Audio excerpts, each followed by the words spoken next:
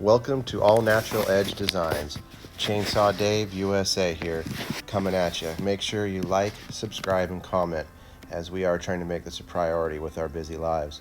What you see here is me adding some stones to a fill. We've got a piece of western red cedar.